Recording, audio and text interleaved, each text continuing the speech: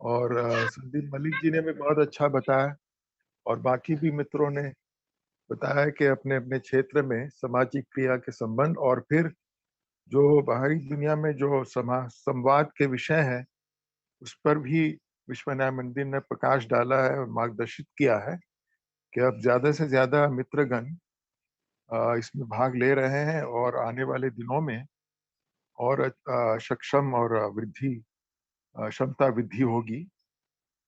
और साथ साथ महा अंतर्राष्ट्रीय समुदाय और जो राष्ट्रीय आध्यात्मिक सभाओं की जो कार्यालय है उनकी भी तरफ से वो लोग करते हैं, तो व्यक्तिगत भाइयों को भी यहाँ प्रोत्साहित किया गया है। तो ये सारा जो समाज निर्माण के कार्य से जुड़ा है और हम दो चीज है इसमें, समुदाय निर्माण और समाज निर्माण। तो समुदाय निर्माण में ज्यादा हमारा फोकस यही होता है कि जो मूल गतिविधि है उसको सतत तरीके से और अच्छी तरीके से चलाया जाए ताकि अधिक से अधिक इसमें वृद्धि हो। और इसी चीज में अगर दो चीज और जोड़ देते हैं, सामाजिक क्रिया और संवाद में अपनी भागीदारी, तो फिर वो एक समाज निर्माण का कार्य भी समुदाय की दृष्टि से भी देख सकते हैं। और सामाजिक क्रिया में हमें ध्यान रखना है कि हमारी मूल गतिविधि का एक अपना ही अस्तित्व है, अपना स्थान है। और सामाजिक क्रिया के समय हम वो जो क्रिया करना है, जो विषय है, चाहे वो स्वास्थ्य का हो, पर्यावरण का हो, स्वच्छ भारत अभियान के क्षेत्र का हो या कोई और सेवा का क्षेत्र हो, तो उसमें हमारा फोकस उसी पे रहेगा। दोनों को मिलाएंगे नहीं। एक जैसे मिस्टर संदीप ने बताया था, एक पतली सी धारी लाइन है, दो अलग है। और पुस्तक नंबर 13 का भी जब हम अध्ययन करेंगे या जो लोगों ने किया है, आपको ये स्पष्टीकरण भी मिलेगा उसमें। तो विश्व न्याय मंदिर की अपेक्षा है कि आने वाले 9 वर्षीय योजना में ये भी जो हमारे सेवा की रणनीति का हिस्सा है, इसमें और अधिक से अधिक मित्रगण अपनी क्षमता में वृद्धि लाएंगे और ये सेवा भी देने में सक्षम होंगे। तो यहाँ तक मैं जो संक्षिप्त में यही कह सकता हूँ। तो आइए हम आगे बढ़ते हैं, इसमें और भी मार्गदर्शन मिलेगा।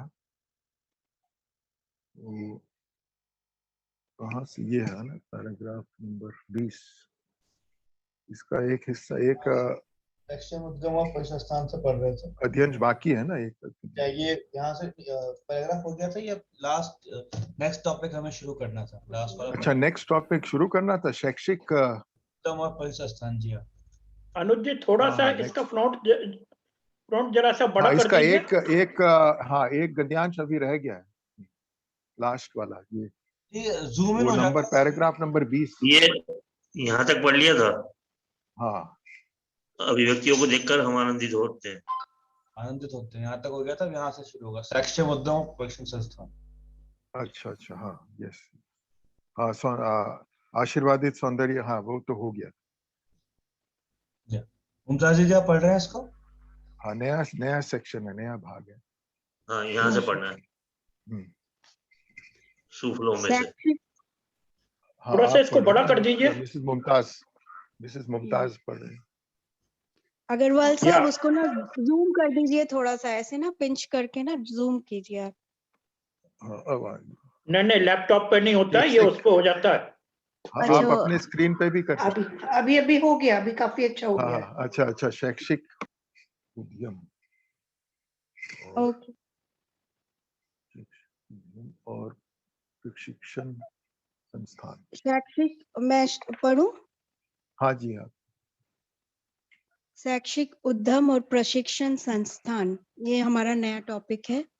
आध्यात्मिक और सामाजिक रूपांतरण की बाह्य अवधारणा के लिए शिक्षा के महत्व को शायद ही कम करके आंका जा सकता है।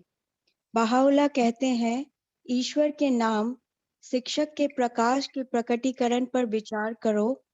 देखो, इस प्रकार के प्रकटीकरण के प्रमाण समस्त वस्तुओं में कैसे प्रकट हैं, कैसे समस्त प्राणियों की भलाई इस पर निर्भर करती है। समुदाय निर्माण के कार्य में शिक्षा का महत्व अचूक है और सामाजिक क्रिया के क्षेत्र में शिक्षा का प्रावधान विश्व के अधिकांश हिस्सों में बहाइयों का महत्वपूर्ण योगदान है। शिक्षा प्रदान कर विश्व द्वारा बनाई गई संरचनाओं और एजेंसियों में सबसे प्रमुख निश्चित रूप से प्रशिक्षण संस्थान है। वास्तव में विश्व भर में ऐसी दक्षता के साथ काम करने वाले राष्ट्रीय और क्षेत्रीय प्रशिक्षण संस्थानों का नेटवर्क वैश्विक योजनाओं की पिछली श्रृंखला के सबसे सर्वाधिक चयनिक सुफलों में से एक है। संस्थान प्रक्रिया से व्यक्तियों की सतत बढ़ती संख्या को लाभान्वित कर समुदायों के भीतर सेवा के लिए क्षमता निर्माण वर्तमान श्रृंखला की योजनाओं की एक केंद्रीय विशेषता बनी रहेगी। पहले भी उभर चुकी समुदाय विकास की क्षमता, जिसका प्रतिनिधित्व सह शिक्षक, अनुप्रेरक या बच्चों की कक्षा के शिक्षकों के रूप में सेवा दे रहे लाखों व्यक्ति करते हैं, ऐतिहासिक महत्व के संसाधन हैं। डॉक्टर साहब आगे भी पढ़ो। आगे भी पढ़िए। ओके। जब हमने पहली बार प्रशिक्षण संस्थान की अवधारणा की प्रस्तुति की थी, तो ये प्रसार और सुगठन के कार्यों को करने के लिए मानव संसाधन जुटाने की आवश्यकता के संदर्भ में था। इस समय जब योजनाओं की एक नई श्रृंखला अभी शुरू हुई है, हम आपको अधिक विस्तृत दृष्टिकोण अपनाने के लिए आमंत्रित करते हैं।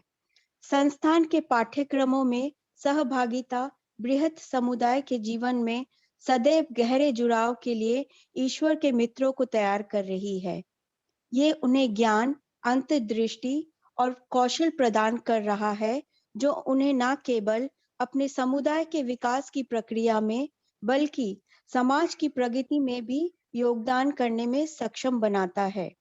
संक्षेप में, संस्थान प्रभु धर्म की समाज निर्माण शक्ति को निर्मुक्त करने का एक शक्तिशाली साधन है।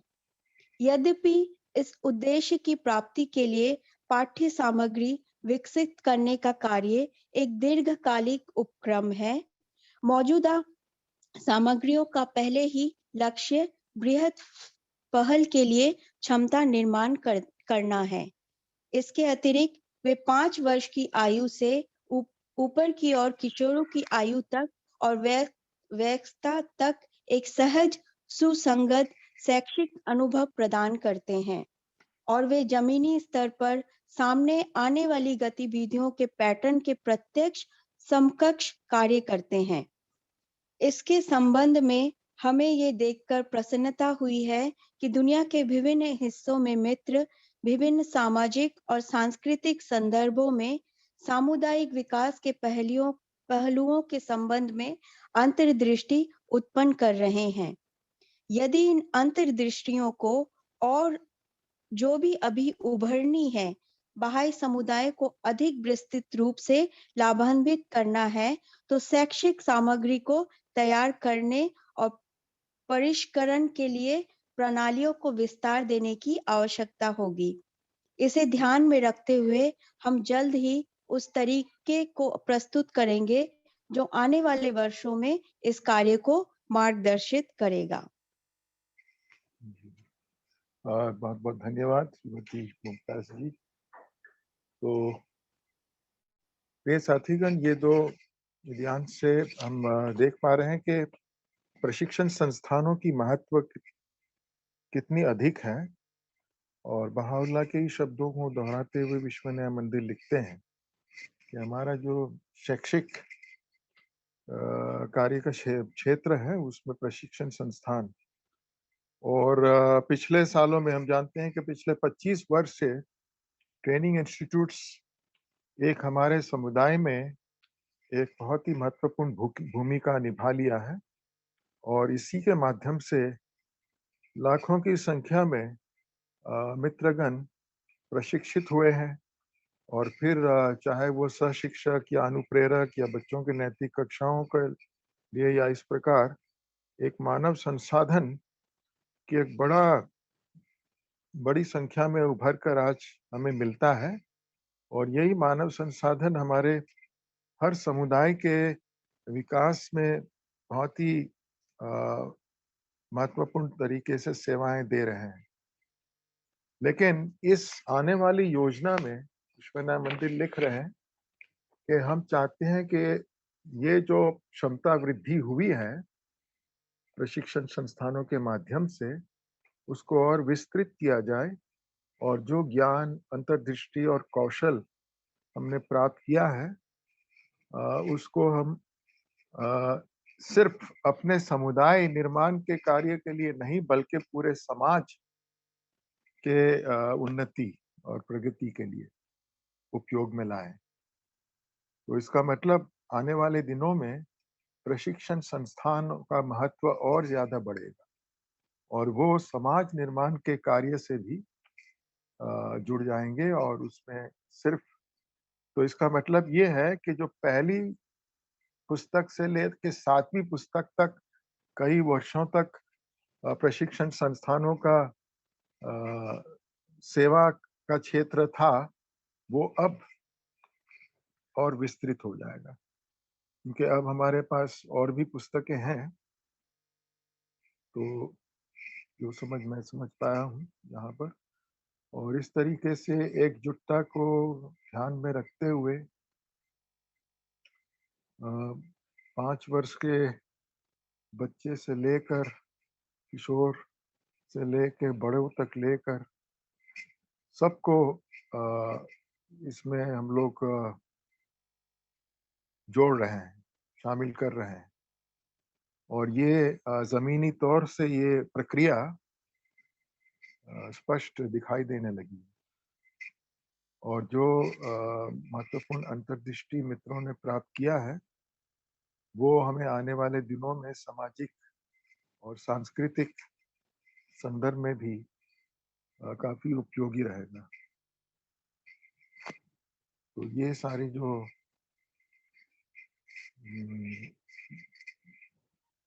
क्या है अंतर्दृष्टि या अनुभव जो प्राप्त हुआ है, इससे विश्वनाथ मंदिर की अपेक्षा है कि वो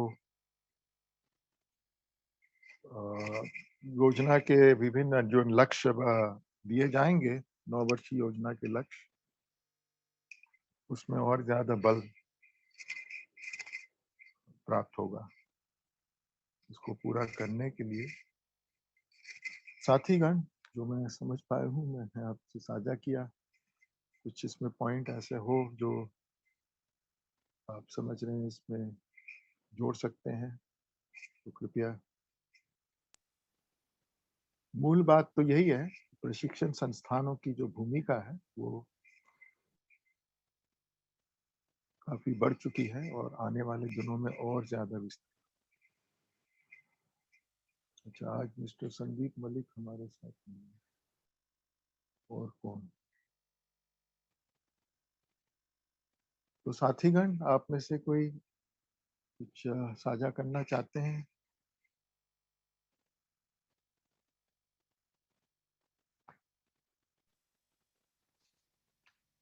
एक वर्ड का मीनिंग हाँ नहीं जी। समझ में आ रहा है मुझे। 21 नंबर पैराग्राफ का लास्ट सर, ये परिष्करण का क्या मीनिंग है? इंग्लिश में क्या है? 21 नंबर पैराग्राफ में अरे लास्ट परिष्करण, रिफाइनमेंट। ओके, तो शैक्षिक सामग्री को तैयार करने और परिष्करण हाँ के लिए हाँ, प्रणाली। परिष्करण, रिफाइनमेंट, उसको और जैसे एक उदाहरण है ना हमारे पास अभी पुस्तक नंबर 1 और 2 का नया वर्जन हाँ मिला है। तो इतने वर्षों से, इतने समय से जो उनको फीडबैक मिल रहा था, उसी को या ध्यान में रखते हुए उन लोगों ने कहा कि हाँ, पुस्तक नंबर 1 और 2 नए आए हैं। तो उसका मतलब एक ये उदाहरण आप ले सकते हैं।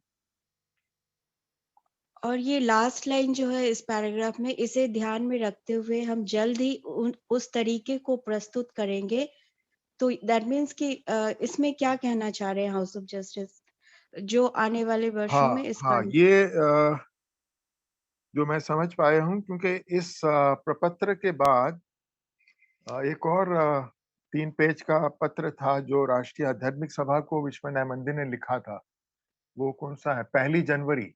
हाँ, 1 जनवरी में 1 जनवरी का जो पत्र है उसमें प्रशिक्षण संस्थान और प्रशिक्षण संस्थान के जो सामग्री है, जो पाठ्यक्रम है, उसके संबंध मार्गदर्शन दिया गया है।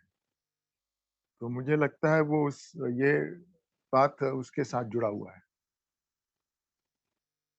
और उस पत्र में आपको 12 दिसंबर 2011 का जो एक पत्र था, उसके बारे में भी लिखा है। फिर 2010 का भी एक रिजवान मैसेज। तो इसलिए उस विषय को उन्होंने अलग से भी लेकर राष्ट्रीय आध्यात्मिक सभा को मार्गदर्शित किया है। और वो अभी पत्र सभी मित्रों के पास भी साझा किया गया है। तो आप शायद ने देखा होगा आप लोगों ने, क्योंकि इस पत्र के साथ ये 3 पत्र है, 1 जनवरी का और एक 3 जनवरी का और एक 4 जनवरी। कौन सा है? First, I think it is the 3rd जनवरी, क्योंकि 4 जनवरी तो 3rd जनवरी तो जब सम्मेलन समाप्त होने आ रहा था उस समय का है। और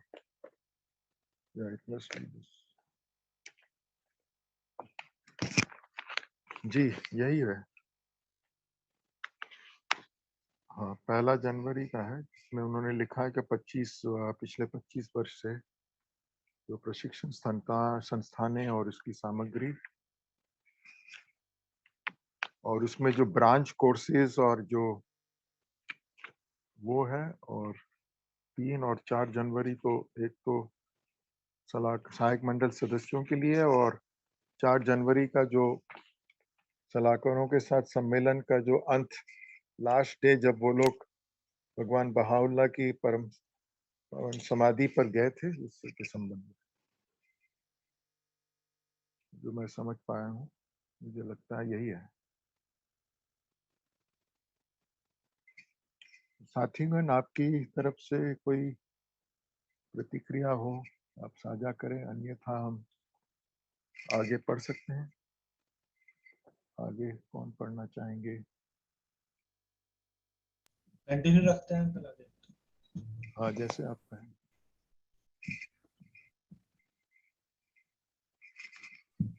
मुमताज जी, आप पढ़ेंगे? हाँ, मैं पढ़ रही अश्विनी जी या श्रीमती सुनीता जी, आप पढ़ना चाहेंगे? जी मैं पढ़ूंगा। अच्छा, हाँ। मैं पढ़ लेती हूँ डॉक्टर साहब। अच्छा, हाँ, जी। श्रीमती सुनीता जी वॉलंटियर करें। हाँ, मैं पढ़ती हूँ। शैक्षिक प्रक्रिया के 3 चरणों में से प्रत्येक को उपलब्ध कराने के लिए संस्थानों की क्षमता बढ़ाने के संबंध में हमें यह देखकर प्रसन्नता हो रही है कि इनकी उपलब्धता के लिए प्रणाली का विस्तार करने के अतिरिक्त स्वयं शैक्षिक अनुभव की गुणवत्ता को बढ़ाने के लिए तेजी से ध्यान दिया जा रहा है। एक महत्वपूर्ण आवश्यकता है संस्थान के काम में योगदान देने वाले सभी लोगों की शैक्षिक विषय वस्तु के उद्देश्य, इसकी संरचना, इसके शैक्षणिक सिद्धांत, इसकी कार्यप्रणाली, इसकी केंद्रीय अवधारणाएं, इसके अंतर संबंधों के बारे में अपनी समझ को उत्तरोत्तर आगे बढ़ाने के लिए सक्षम करना। आपके 2015 के सम्मेलन में हमारे संदेश में वर्णित सहयोगी समूहों द्वारा इस संबंध में कई प्रशिक्षण संस्थान मंडलों की मदद की गई है। कुछ स्थानों पर अलग-अलग दलों ने क्रमशः बच्चों की कक्षाओं, किशोर समूहों और अध्ययनरत कक्षाओं पर ध्यान केंद्रित करना शुरू कर दिया है। उन कारकों की पहचान करना जो उनकी प्रभावशीलता में योगदान करते हैं और सेवा के प्रत्येक क्षेत्र में शामिल मित्रों की अपनी क्षमता और बढ़ाने में सहायता करने के तरीके ढूंढते हैं। किसी क्षेत्र के सहायक मंडल सदस्य और उनके सहायक अधिकांशतः सबसे पहले ये देख पाते हैं कि जो सीखा जा रहा है व आसपास के क्लस्टरों में गहन गतिविधि के केंद्रों में अधिक से अधिक मित्रों तक पहुंचे। संस्थान की गतिविधियों को बढ़ावा देने में गहन अनुभव रखने वाले लोग संसाधन पूर्ण व्यक्ति के रूप में सेवा दे रहे हैं और उन्होंने संस्थानों को विकास के प्राथमिक बिंदु से आगे विकास करने में मदद करने में महत्वपूर्ण भूमिका निभाई है। फिर भी सामान्य तौर पर यह सलाहकार ही हैं जो यह सुनिश्चित कर रहे हैं कि प्रत्येक संस्थान पड़ोसी देशों और क्षेत्रों में उनकी सहयोगी एजेंसियों द्वारा उत्पन्न की जा रही कई आवश्यक अंतर्दृष्टि से परिचित हों। सलाहकारों ने संस्थानों को अलग-अलग आकार के समूहों में संगठित करने की व्यवस्था की है ताकि सबसे अनुभवी संस्थानों द्वारा सीखे जा रहे पाठों को औपचारिक सेमिनारों के माध्यम से अधिक बृहद रूप से साझा किया जा सके। इन सभी व्यवस्थाओं को अगली योजना के दौरान सुदृढ़ करने की आवश्यकता होगी। उन स्थानों पर जहां किशोर आध्यात्मिक सशक्तिकरण कार्यक्रम के बारे में सीख के प्रसार के लिए एक केंद्र संचालित हो रहा है। सीख केंद्र, लर्निंग साइट और संबंध संस्थानों के बीच सहयोग पहले से ही बेहद फलदायी साबित हुआ है और इनमें और तीव्रता लानी चाहिए। एक एकीकृत लक्ष्य के लिए उनकी पहल और क्लस्टरों को आगे बढ़ते देखने की उनकी साझा इच्छा, सहयोग की भावना और पारस्परिक सहायता के फलने फूलने के लिए आदर्श परिस्थितियों का निर्माण करती है। संस्थान प्रक्रिया की प्रभावशीलता में योगदान करने वालों के कारकों के बारे में अब जो ज्ञान एकत्र हुआ है वह विस्तृत है और जो सीखा गया है उसे व्यवस्थित करने और इसे आपको उपलब्ध कराने के लिए हम अंतरराष्ट्रीय शिक्षण केंद्रों की ओर देखते हैं। जी हाँ, हम यहाँ थाम सकते हैं। धन्यवाद श्रीमती सुनीता जी। ये भी बहुत ही महत्वपूर्ण गद्यांश है। आइए हम लोग विचार करते हैं ये क्या क्या बता रहे हैं। तो प्रशिक्षण संस्थानों की क्षमता में भी बहुत वृद्धि हुई है और वो तीनों तीन जो तृणमूल क्षेत्र की जो प्रक्रिया है उसमें अपना योगदान करते आ रहा है और उसमें गुणवत्ता भी दिखाई दे रहा है। यानी विस्तृत होने के साथ साथ गुणवत्ता में भी वृद्धि हुई है। और फिर कहते हैं कि जो भी मित्र इस प्रशिक्षण संस्थान के कार्य से जुड़े हैं उनको ये 6 चीज बता रहे हैं जो याद रखना है। एक तो ये शैक्षिक जो उद्यम है, उद्यम उसका उद्देश्य क्या है, ऑब्जेक्टिव्स, फिर उसका ढांचा, स्ट्रक्चर, फिर उसके जो सीखने की प्रक्रिया में कुछ सिद्धांत नियम होते हैं, पेडागोजिकल प्रिंसिपल्स, फिर इसका जो कार्य करने का जो एक स्वरूप है, मेथोडोलॉजी, फिर इसमें जो मूल अवधारणाएं हैं, सेंट्रल कॉन्सेप्ट्स, और फिर इसका जो संबंध, इंटरकनेक्शंस। तो ये 6 आइटम्स यहाँ पे लिस्ट किया हुआ है। Objective, structure, pedagogical principles, methodology. 3, 1, 2, 3, 4, 5 और 6 मूल अवधारणाएं और इसमें जो एक संबंध है, इंटरकनेक्शंस, एक सामंजस्यता। और फिर जो ट्रेनिंग इंस्टीट्यूट बोर्ड है वो लोग भी एक दूसरे के साथ परामर्श करते हैं और ये बात उन्होंने अपने 29 दिसंबर 2015 का जो प्रपत्र था उसमें भी लिखा था। यानी 5 वर्ष पहले का जो 5 वर्षीय योजना था उस दस्तावेज में भी था। और फिर बच्चों की नैतिक कक्षा, किशोर किशोरियों के सशक्तिकरण अध्ययनविद कक्षा का जो उसका मूल्यांकन, आकलन और मूल्यांकन भी करते हैं। फिर इसमें सहायक मंडल सदस्यों की क्या भूमिका रही है और उनका जो अनुभव है वो भी बहुत महत्वपूर्ण माना जाता है। और सलाहकारों पर ही ये निर्भर करता है कि हर प्रशिक्षण संस्थान ये सारी जो आधारभूत अंतर्दृष्टियां हैं उससे वो अच्छी तरीके से परिचित हो, और उनके बाकी जो एजेंसीज हैं उनके सलाहकार कई बार क्या करते हैं, अगर एक देश में कुछ अनुभव, कुछ सफलताएं अच्छी प्राप्त हुई है तो उसको फिर दूसरों देश के समुदायों के साथ भी, मित्रों के साथ भी साझा करते हैं, ताकि उससे भी उनको सीखने का लिए कुछ नई अंतर्दृष्टि प्राप्त हो। तो ये सारा जो एक व्यवस्थित रूप से हमें मार्गदर्शन, ये अनुभव प्राप्त हुआ है, आने वाले योजना में भी बहुत ही फायदेमंद रहेगा। तो यहाँ पर हमको एक चीज याद आ रहा है कि शोगी अफेंदी ने, जो हमने रूही पुस्तक नंबर 8 यूनिट 3 में भी पढ़ा था, कि प्रशासनिक व्यवस्था एक तंत्र के जैसे है, it's a machinery of the cause.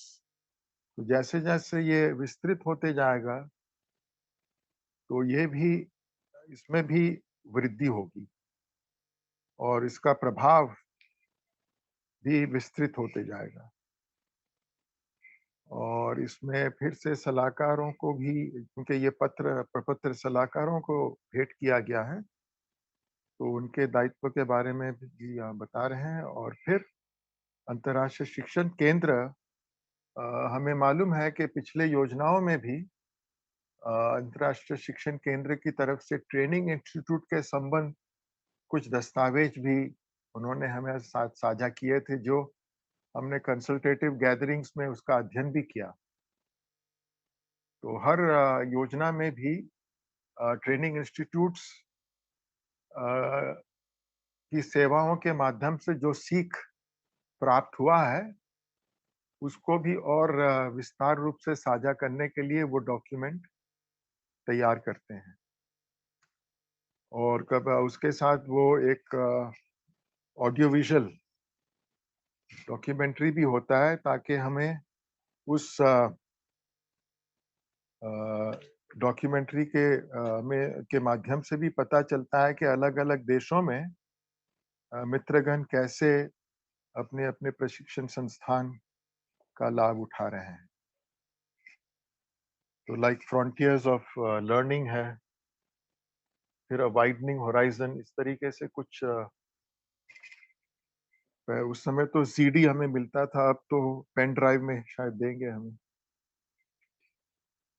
और आने वाले 9 वर्षीय योजना में जो सम्मेलनों का आयोजन होगा उसमें ये विषय पर भी परामर्श किया जाएगा। और उसमें ये भी दोहराया गया है कि जो एक झलकी, जो झलकी नामक जो डॉक्यूमेंट्री है, ग्लिम्पसेस, झलकियां, उद्यमों की झलकियां, जो पिछले 100 वर्ष के दौरान उसका इतिहास दिया गया है, वो भी दिखाया जाएगा। तो साथीगण, जो मैं समझ पाया हूँ इतना ही। आपकी तरफ से भी कुछ आप जोड़ सकते हैं। बट इस पैराग्राफ में ये 6 चीज को याद रखना है, और इतने वर्षों से जो एक एक्सपीरियंस जो मिला है, तो अब हमारा जो समुदाय निर्माण का जो कार्य है, सेवा है, वो और आगे बढ़ेगा और विस्तार कर दिया जाएगा, ताकि समाज के लोग और अधिक से अधिक आकर्षित होंगे। इसलिए हमारे सम्मेलनों में इस बार विश्व न्याय मंदिर ने कहा कि हमारे जितने भी मित्र हैं, साथी हैं, वो अगर बहाई धर्म के बारे में जानना चाहते हैं और हम लोग क्या सेवाएं देते हैं, उसमें उनकी इनका इच्छा है, तो वो इसलिए उनको भी हम आमंत्रित करें।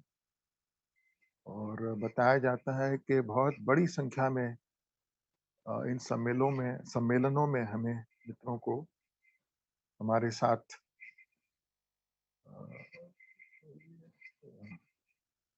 अध्ययन के लिए आमंत्रित करना है। साथीगण, आपकी तरफ से कुछ अपनी प्रतिक्रिया आप साझा करें। आपके क्षेत्र में, अपने समुदाय में कैसे ये कार्य चल रहा है?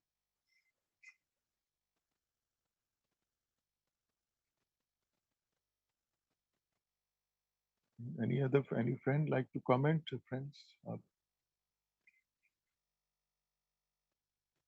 मिस्टर किंशुक, आप अपने क्षेत्र में, अपने समुदाय में क्या देख रहे हैं, कैसे बढ़ रहा है? श्रीमती यामिनी जी, आप भी साझा करें।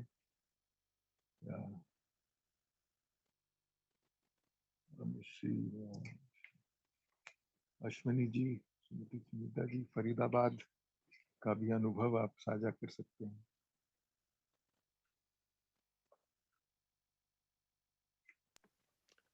सर, अभी तो थोड़ा सा कोरोना के चक्कर में 15-20 दिन से हम लोगों ने क्लासेस रोकी हाँ, हुई हैं संख्या अपनी। कम होगी। हाँ जी, संख्या तो बच्चे तो दौड़ के आते हैं, बट हम लोगों ने थोड़ा सा रोक रखा है कि 1 महीना थोड़ा रुक जाइए, ये कोरोना का ये कम होगा तो फिर हम लोग वापस से क्लासेस लेना शुरू करेंगे। बट अच्छे से हमारे यहाँ तो क्लासेस चल रही हैं, जेवाईपी क्लास भी चल रही है, चिल्ड्रन क्लास भी चल रही है। संडे हम लोग लेते हैं, बाकी डिस्टर्ब नहीं करते ज्यादा बच्चों को वीकली उसमें कि बच्चे स्कूल से डिस्टर्ब हो। तो हम संडे एवरी संडे हम लोग जाके क्लासेस लेते हैं। 3-4 क्लासेस हम लोग ले रहे हैं, चिल्ड्रन क्लासेस, और 2 जेवाईपी क्लास चल रही है हमारी। तो हम लोग एक जगह हमने ले रखी है रेंट पे, वहां हम बच्चों को कराते हैं। और काफी आसपास के एरिया के काफी बच्चे हमारे पास, लगभग 40 के करीब बच्चे तो हमारे चिल्ड्रन क्लास में आ रहे हैं, और 11 से 12 बच्चे हमारी जेवाईपी क्लास में हैं, जो हमारे तो कितने सहशिक्षक हैं इन 40 बच्चों को?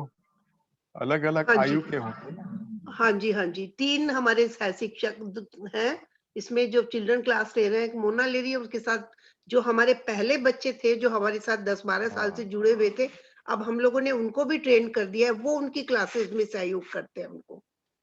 वो 3 बच्चे उधर चिल्ड्रन क्लास के लिए करते हैं, और एक मैं जेवाईपी क्लास लेती हूँ, मेरे साथ एक और बच्चा है जो हमारे साथ जेवाईपी क्लास में मुझे सहयोग करता है।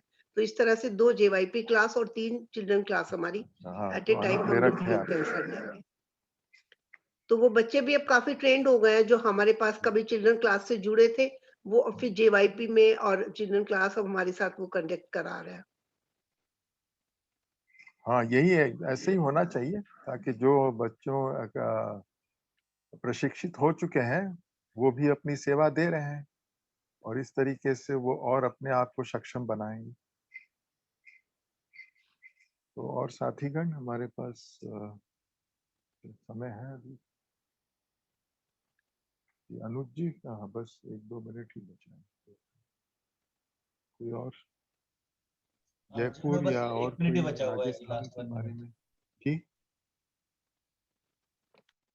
हाँ, श्री अनुज जी, आप कुछ कह रहे हैं? मैं वही बता रहा था कि बस 1 मिनट ही बचा हुआ है लास्ट, तो अच्छा। नेक्स्ट पैरा तो हो नहीं पाएगा।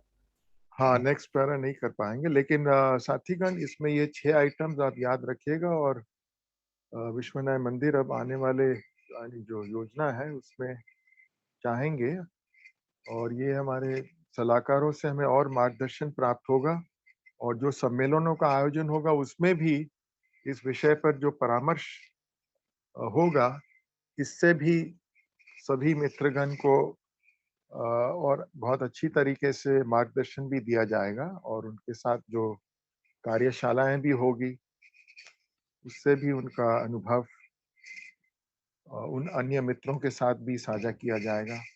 फिर हमें अंतर्राष्ट्रीय शिक्षण केंद्र की तरफ से हो सकता है कि कुछ समय के बाद एक डॉक्यूमेंट हमें दिया जाएगा, प्लान लॉन्च